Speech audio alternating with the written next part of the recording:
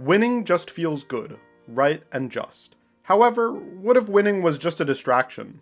A distraction from real development, or ascertaining your true goals? Is winning when you're wrong right? Today we'll be going over a character that lost in a battle, Rae Taylor. In this video, we will attempt to ascertain them losing from a literary point of view, as well as perform a brief analysis of them at their particular point in her respective story. In essence, I will be arguing why it was important for Rae Taylor to lose. If you are unfamiliar with the series I Am in Love with the Villainess, it follows our protagonist, Rae Taylor, who navigates a magical academy otome game she played in her previous life named Revolution. Throughout the story, she pursues her favorite character, the villainess of the story, Claire Francois, whom bullies the protagonist throughout the course of the game. If you haven't watched the show, I recommend you do so. While not perfect, the series is a genuine exploration into LGBTQ topics unlike any other. Before I start the video, I would like to say that if you like content like this and would like to see more of it in the future, please consider subscribing to Akuko, as it goes a long way in terms of support. Now, let us begin. In the latter half of the first season, the primary antagonist, Manaria, transferred into the Academy of the Bower Kingdom. The narrative goal of introducing Manaria at this point of the story is to hasten the romantic development between Rae and Claire. Rae, through the introduction of Manaria, is forced to confront her insecurities and failing convictions concerning her love for Claire. Manaria drives Rae to confront the fact that she is gravely afraid of rejection, and forces her to act on her feelings for Claire. This occurs in 4 key events throughout the arc. First, when Manaria confronted Rae when she said goodnight to Claire. Second, the duel between Manaria and Rae. Third, Manaria's provocation after Rae quit being Claire's maid. Finally, Rae and Manaria's duel via the Amour ceremony on the scales of love. After each interaction, it becomes evident that Manaria is being used as a foil, though more obvious in the light novel, to Rae. Manaria feigns intimacy and romantic feelings towards Claire. Rae loves Claire.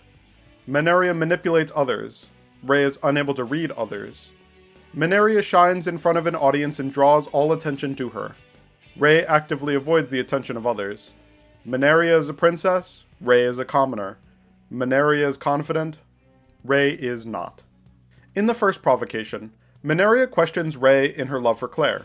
She is left annoyed that Rae restrains herself from her provocations, and criticizes the way she runs away from her true feelings, saying that her love is weak. She challenges Rae to a duel with Claire as the stakes. In the second provocation, Rae and Manaria duke it out. Manaria toys with Rae just as easily as she evokes her anger during their confrontations. Even Rae's most powerful spell concoctions, such as Cocytus and Water Meteor, did nothing to stop the overbearing power of Manaria. With a single offensive spell, Dominator, Manaria won the duel. In the third provocation, Manaria confronts Rae after she left Claire crying. Rae, the day before, quit being Claire's maid, unable to read her concern or listen to her feelings about being the, quote, prize, end quote, of the duel. Rae did the worst thing she could have done and left Claire after so many have left before her.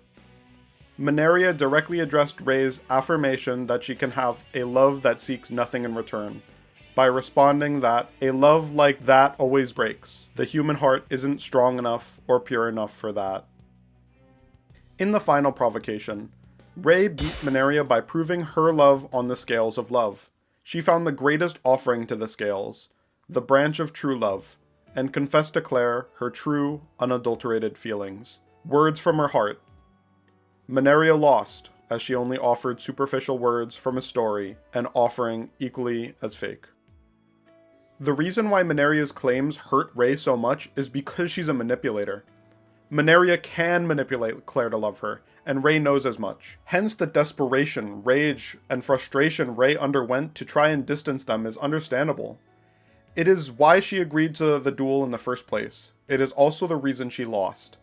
Manaria ripped through each one of Rae's defense mechanisms, from her affirmations that she can love Claire without asking for nothing in return, to her insistence that Claire will not love her because she is a woman and a commoner, not because she is herself.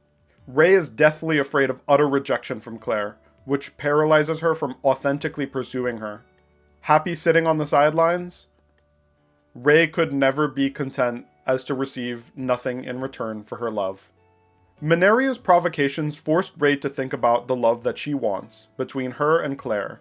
Not a relationship between master and servant, but between lovers. After losing in the duel, and being reprimanded in the third provocation, Rae inflames her resolve to earnestly display her love for Claire during the amour ceremony, stopping at nothing to attain the branch of eternal love.